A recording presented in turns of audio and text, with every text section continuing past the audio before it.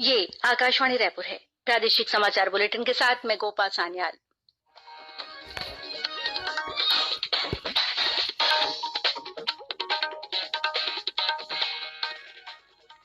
और पेश है आज के मुख्य समाचार। जेईई मेंस और नीट यूजी परीक्षा अपने निर्धारित कार्यक्रम के अनुसार सितंबर में होंगी। छत्तीसगढ़ सरकार ने अंतर्राज्यीय और अखिल भारतीय पर्यटक परमिट वाले यात्री वाहनों के संचालन को अनुमति दे दी है। विधानसभा में आज अनुपूरक बजट के साथ ही 10 विधेयक पेश किए गए और मौसम विभाग ने अगले 24 घंटों के दौरान छत्तीसगढ़ के 8 जिलों के लिए रेड अलर्ट जारी किया।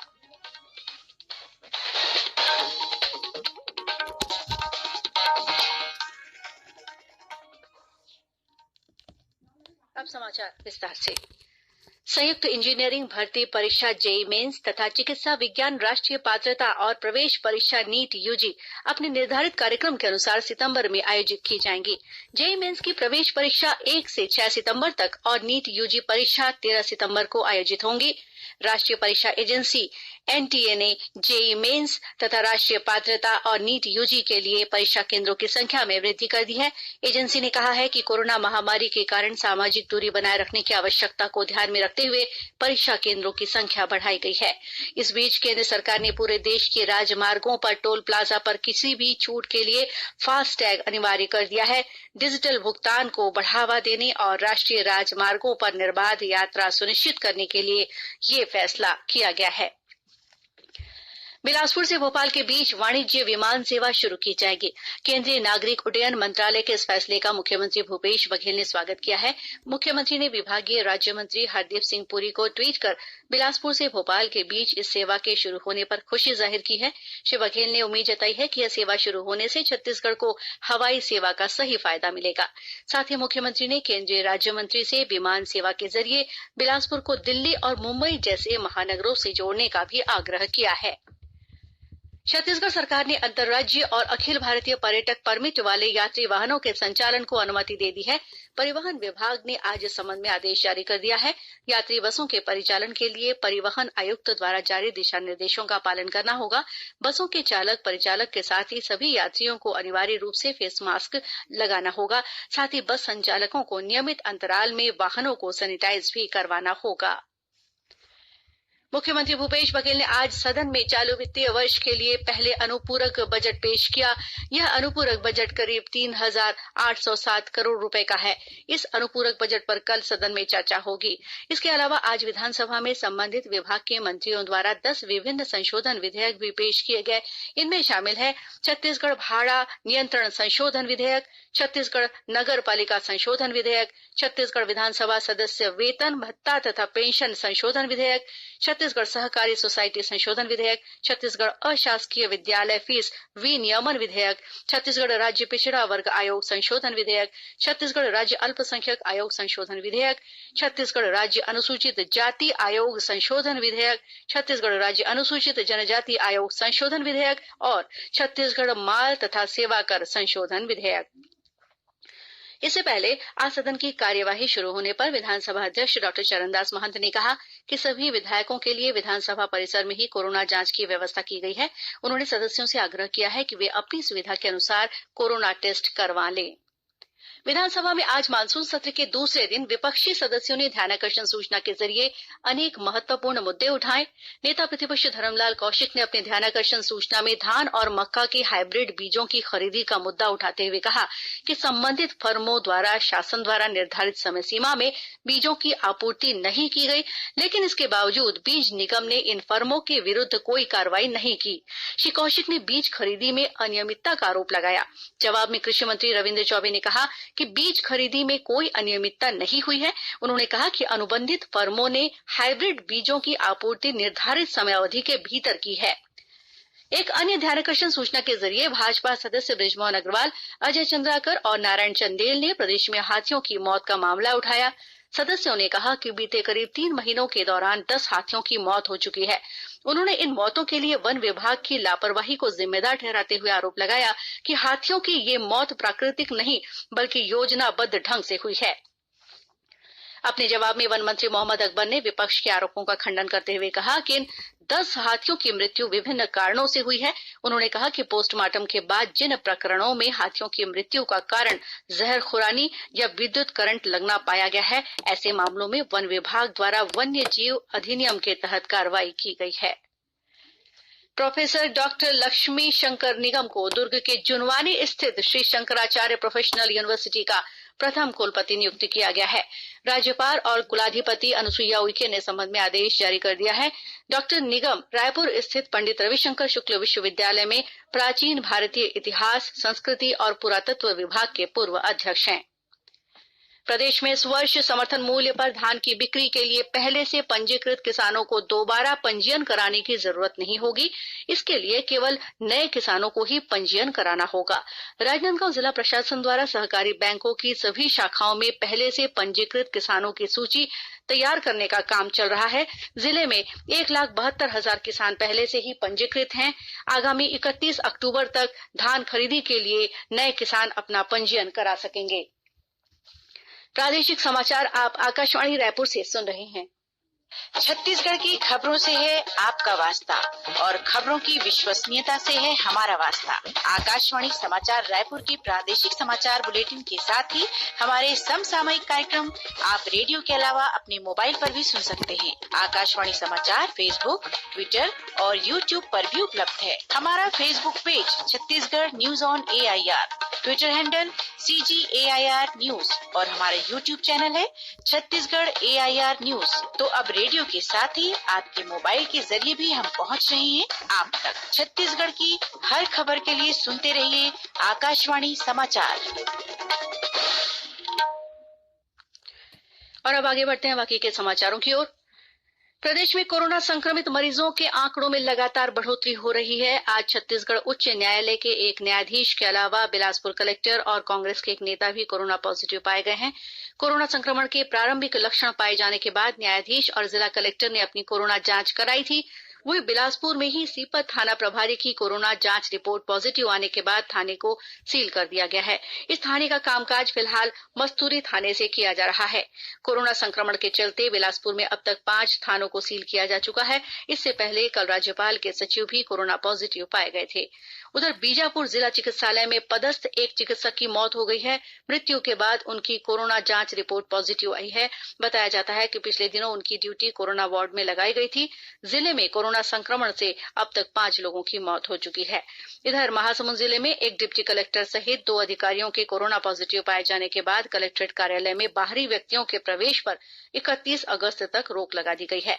कलेक्ट्रेट में पदस्थ अन्य सभी कर्मचारियों की भी कोरोना जांच कराई गई है। इसके अलावा महासमुंद नगर पालिका को भी सील कर दिया गया है। जिले में कल कोरोना से संक्रमित 40 नए मरीज मिले थे। वहीं दुर्ग जिले में आज अब तक कोरोना संक्रमित 87 नए मरीजों की पहचान हुई है, जिनमें BSF के 14 जवान और एक पार्षद भी शामिल हैं। वहीं रायगढ़ में आज अब तक 52 नए कोरोना पॉजिटिव मरीज मिले हैं। इनमें कयाघाट इलाके में स्थित जिला जेल के 15 कैदी भी शामिल हैं। इस बीच रायगढ़ के कयाघाट मोहल्ले को कंटेनमेंट जोन बनाए जाने पर आज स्थानीय महिलाओं ने काफी हंगामा किया। इन महिलाओं ने कहा कि कंटेनमेंट जोन बनाए जाने से उनकी रोजी रोटी बंद हो गई है। उन्होंने बैरिकेड्स खोलने की मांग की। बाद में जिला प्रशासन के अधिकारियों द्वारा आश्वासन देने के बाद यह मामला शांत हुआ। इस बीच दोहरे हत्याकांड के आरोप में रायगढ़ से गिरफ्तार उड़ीसा का एक पूर्व विधायक भी कोरोना संक्रमित पाया गया है। जेल अधीक्षक ने बताया कि तबीयत खराब होने के बाद आरोपी को निजी अस्पताल में भर्ती कराया गया था, जहां कोरोना जांच में इसकी रिपोर्ट पॉजिटिव आई है। उधर बस्तर के जिला मुख्यालय जगदलपुर में आज 7 कोरोना संक्रमित मरीज मिले हैं। इस बीच रायपुर में कलेक्टर ने जिले में बढ़ते कोरोना संक्रमण को देखते हुए आदेश जारी किया है कि अब रायपुर जिले में राशन दुकानों और पेट्रोल पंपों पर बिना मास्क पहने पहुंचने वाले लोगों को राशन या पेट्रोल डीजल नहीं दिया जाएगा। प्रदेश में कल कोरोना पॉजिटिव 1287 नए मरीजों की पहचान की गई थी। वहीं कल एक ही दिन में 15 लोगों की कोरोना संक्रमण से मौत भी हो गई। स्वास्थ्य विभाग ने प्रदेश में कलेक्टरों द्वारा होम आइसोलेशन के लिए अनुमति देने के लिए प्रत्येक जिले हेतु निर्धारित मरीजों की संख्या सीमा की बंदिश को खत्म कर दिया है। अब कलेक्टर होम आइसोलेशन के लिए उपयुक्त पाए जाने वाले कोरोना के लक्षण रहित मरीजों को संख्या सीमा की बाध्यता के बिना अनुमति दे सकेंगे। इस बीच प्रदेश में सबसे अधिक कोरोना संक्रमित मरीज पाए जाने वाले शहरों में कोरोना पॉजिटिव मरीजों के स्वास्थ्य पर लगातार निगरानी रखने के लिए interactive voice response system IVRS की शुरुआत की जा रही है। इस सिस्टम के माध्यम से कोरोना संक्रमित मरीजों के होम क्वारंटाइन या होम आइसोलेशन में रहने तथा अस्पताल से डिस्चार्ज होने के बाद भी उनके सेहत के बारे में जानकारी जुटाई जाएगी। राजनांदगांव के मुख्य चिकित्सा और स्वास्थ्य अधिकारी डॉक्टर मिथिलेश चौधरी ने बताया कि सिस्टम से अधिक कोरोना संक्रमण वाले इलाकों में लोगों को समय पर स्वास्थ्य सुविधाएं मुहैया कराने में मदद मिलेगी। उन्होंने लोगों से अपील की है कि वे सिस्टम के माध्यम से अपने सेहत की सही जानकारी विभाग को उपलब्ध कराएं। इसके लिए एक टोल फ्री नंबर जारी किया जाएगा। राजधानी रायपुर में यह सुविधा पहले से ही शुरू हो चुकी है। कोरोना संक्रमण पर नियंत्रण के मद्देनजर आम आदमी पार्टी द्वारा राज्य में ऑक्सीजन जांच अभियान चलाया जाएगा। ये जानकारी पार्टी के प्रदेश अध्यक्ष कोमल हुपेंडी ने दी है। उन्होंने बताया कि दिल्ली सरकार ने कोरोना संक्रमण से निपटने के लिए कई प्रभावी कदम उठाए हैं। उसी के तर्ज पर छत्तीसगढ़ में भी यह अभियान चलाया जाएगा। महासमुंद जिला मुख्यालय से 12 किलोमीटर की दूरी पर स्थित खट्टी गांव में 21 हाथियों का एक दल मौजूद होने की खबर मिली है। इन हाथियों ने खेतों में लगी फसलों को काफी नुकसान पहुंचाया है। वन विभाग की टीम मौके पर पहुंच गई है और हाथियों की गतिविधियों पर नजर रखे हुए है। इस बीच बलौदाबाजार भाटापारा जिले में वन्य प्राणी के अवैध शिकार और इसकी बिक्री के मामले में 5 आरोपियों को गिरफ्तार किया गया है। इनके पास से एक जंगली सुअर का शव भी बरामद हुआ है। कोरोना संकट के कारण इस समय स्कूल बंद हैं। ऐसी स्थिति में बच्चों की पढ़ाई जारी रखने के लिए प्रदेश के 10 जिलों में सीख कार्यक्रम चलाया जा रहा है। सूरजपुर जिले में इस कार्यक्रम का शुभारंभ स्कूल शिक्षा मंत्री डॉक्टर प्रेमसाय सिंह टेकाम ने ऑनलाइन किया। इसके माध्यम से अभिभावकों और समुदाय की सहभागिता से बच्चों को मनोरंजक तथा सरल तरीके से पढ़ाई कराई जाएगी। ये कार्यक्रम स्कूल शिक्षा विभाग और यूनिसेफ द्वारा संयुक्त रूप से संचालित किया जा रहा है। इस मौके पर डॉक्टर टेकाम ने उम्मीद जताई कि जिन क्षेत्रों में डिजिटल माध्यमों से पढ़ाई नहीं हो पा रही है, वहां स्वैच्छिक सीख मित्र बच्चों की पढ़ाई को जारी रखने में मददगार साबित होंगे। इस अवसर पर छत्तीसगढ़ में यूनिसेफ कार्यालय के प्रमुख जॉब जचारिया ने बताया कि सीख कार्यक्रम के तहत प्रत्येक गांव में एक सीख मित्र नियुक्त किया जाता है, जो दिन में कम से कम 2 घंटे सामुदायिक स्तर पर बच्चों की पढ़ाई कराने में मदद करते हैं। और अब पेश है मौसम का हाल। मौसम विभाग ने अगले 24 घंटों के लिए छत्तीसगढ़ के 8 जिलों के लिए रेड अलर्ट जारी किया है।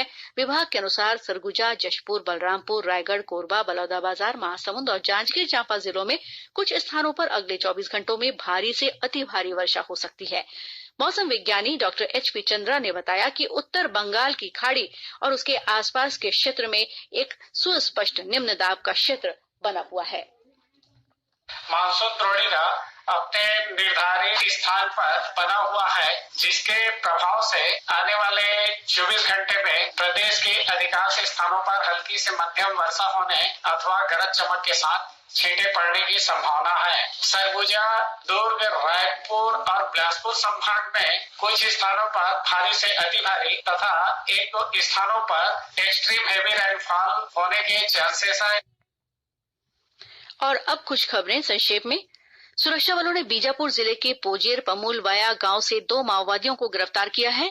सरगुजा जिले के मैनपाट इलाके में बालको की एक बॉक्साइट खदान में बारूद को नष्ट करने के दौरान जोरदार विस्फोट होने से केसरा गांव में स्थित एक मकान और कुछ गाड़ियों के क्षतिग्रस्त होने का समाचार मिला है।